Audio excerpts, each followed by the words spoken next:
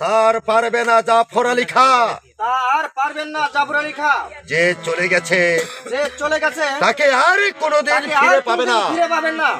জাফর, আপনি কি বলতে চান বেগম সাহেবা? আপনি কি বলতে চান বেগম সাহেবা? না, বলতে নয় সেনাপতি সাহেব, বলতে নয় সেনাপতি সাহেব, আপনাদের কাজের প্রতিদান দিতে। আপনাদের কাজের প্রতিদান দিতে। ওমর, তার অর্থ বুঝনা, খোদা যার ভাগ্যে মৃত্যু লেখেনি, শত চেষ্টা করেও কেউ তাকে মারতে পারবে না। তাই তো শিশু কামাল আজ জল্লাদের হাত থেকে মুক্ত।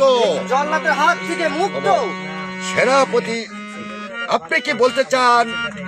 আপনি কি বলতে চান বেগম সাহেবা? আমরা শিশু কামালকে হত্যার ষড়যন্ত্র করেছি। আমরা শিশু কামালকে হত্যার ষড়যন্ত্র করেছি। যদি ইব্রাহিম সাহায্য না করত,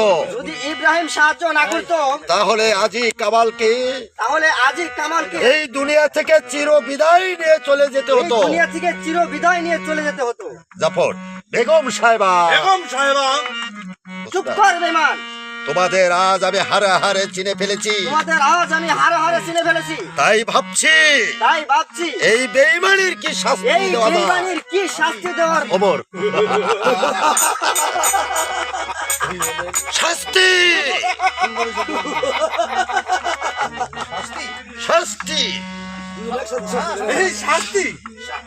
অসম্ভব। বেগম সাহেবা হয়তো জানেন না, বেগম সাহেবা হয়তো জানেন না। ওমর, বেগম সাহেবা হয়তো জানেন না, আপনার জীবন মরণ এখন আমাদের হাতে। আমরা এই নবাব মহলের সবাইকে অর্থের বিনিময়ে হাত করে ফেলেছি। যদি আপনার ভাগ্যকে সুপ্রসন্ন রাখতে চান,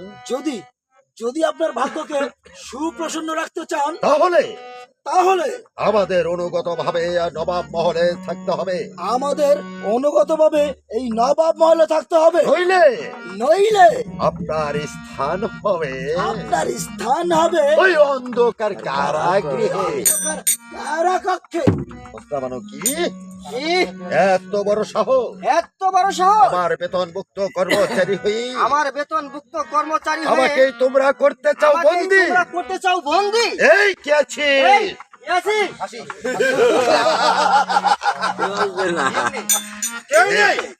কেউ আসবে না আপনার ডাকে। কোথায় প্রহরী? প্রহরী, আদেশ করুন হুজুর। ওমর, বেগম সাহেবাকে বন্দী করো। আর তাকে বন্দী করে নিয়ে যাও ওই অন্ধকার কারাগৃহে। বেগম সাহেবকে বন্দী করব আমি? কোনো কথা নয়। ও খোদা, এই কি লিখেছিলে আমার কপালে? এই কি যারা আমার হুকুমের গোলাম ছিল, আজ তাদের হাতে আমি বন্দী। তুমি এই নিমুখ হারাম বেঈমানের শাস্তি দাও খোদা। নিমুখ হারাম বেঈমানের শাস্তি দাও খোদা। তুমি তাদের শাস্তি দাও খোদা। শাস্তি